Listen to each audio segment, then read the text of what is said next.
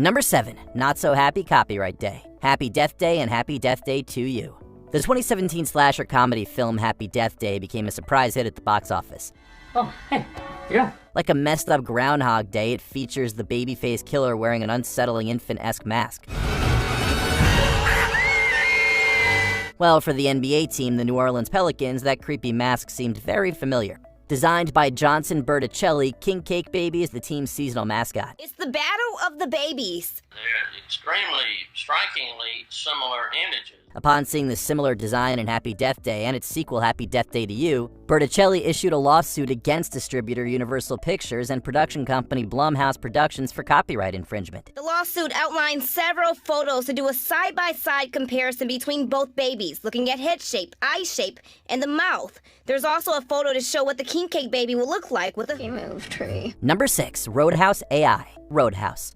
In 2023, the screen business was rocked when the SAG-AFTRA and WGA strikes took place. Can I talk to you guys outside for a second? I got some work to do.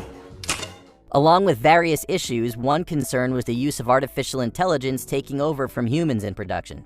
Well, after the Roadhouse reboot in 2024, that issue seemingly came back into play. This is why I warned you. You obviously stepped on someone's toes. Shortly before its release on Amazon Prime, the screenwriter for the original 1989 version, R. Lance Hill, issued a suit against Amazon Studios and production company Metro-Goldwyn-Mayer Pictures. He claimed the film had violated copyright law and, to get around the SAG-AFTRA strike, to meet a deadline, had used AI to replicate actors' voices. And whether they used AI or not, we don't have all the information from both sides of the story. So it's likely they potentially could have used AI as a rough cut, because if you look at the timeline, potentially the lead actors were actually on strike. Amazon responded with a countersuit, claiming Hill knew he didn't have the rights to the franchise, as he was a work-for-hire employee. This piano's out of tune. Sounds pretty good to me. Number 5. Supersuit. Superman. After Jerry Siegel and Joe Shuster created the comic book character of Superman in 1938, the duo was locked in a constant lawsuit battle against DC Comics and Warner Brothers, which is how a lot of these things go. Or it may continue in the courts, in which case it's very unlikely to be resolved by July. Number 4. Bucky Moana. Moana and Moana 2. When 2016's Moana dropped, many liked the original approach Disney took. Maui, shapeshifter, demigod of the wind and sea. I am one Hero of men.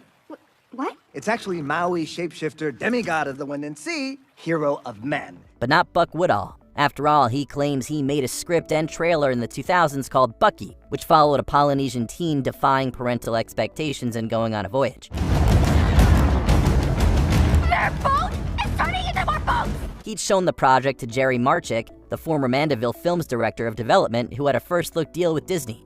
In 2020, Woodall tried to sue those involved previously. It was dismissed due to exceeding the statute of limitations on copyright. Well, with Moana 2, Woodall issued a copyright claim requesting $10 billion in damages, plus 2.5% of the film's future revenue and related products. The lawsuit points to similarities, including the Polynesian belief of ancestors manifested as animals, the protagonist's journey starting with a turtle, and a demigod with a giant hook and tattoos. However, the trial's jury sided with Disney. There's no need to pray, it's okay, you're welcome.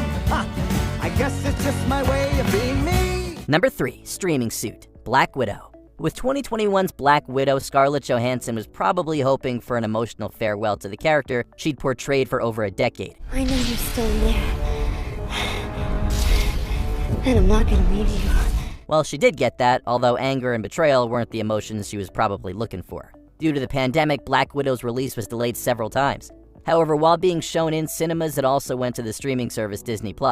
This sparked Johansson to sue the company, as her contract stated the release would be in cinemas only, and she would get a hefty portion of its box office. The lawsuit filed Thursday says, with the bulk of Ms. Johansson's compensation being tied to box office receipts, Disney knew that the cannibalization of such receipts by Disney Plus would save Marvel, and by extension Disney, very large amounts of money that it would otherwise owe Ms. Johansson. In her view, the streaming decision would slash her potential earnings. A couple of months later, the suit was settled, with Johansson reportedly getting $40 million. I don't want to hurt you. You don't want to hurt me. Number 2. The Stunt Woman Suit. Resident Evil: The Final Chapter. Stunt performers are the backbone of the film industry. One such person is Olivia Jackson. In 2015, she was performing a last-minute motorbike stunt in bad weather, filling in for star Milla Jovovich on Resident Evil: The Final Chapter.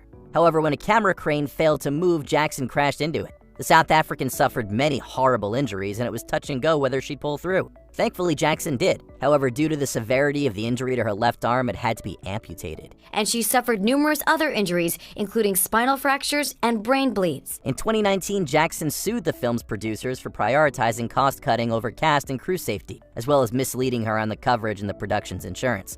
In 2020, she won the case in a South African court. Now she and her attorneys are calling for change in Hollywood, hoping her loss will prevent others from experiencing tragedy.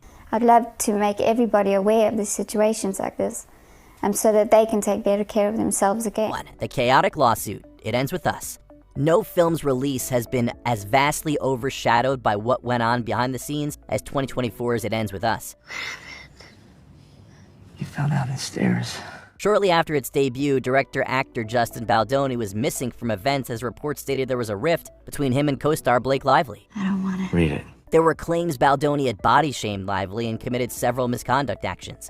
With these reports, the director hired a PR crisis team to cope with the scandal. Several months after the film's release, Lively issued a legal complaint against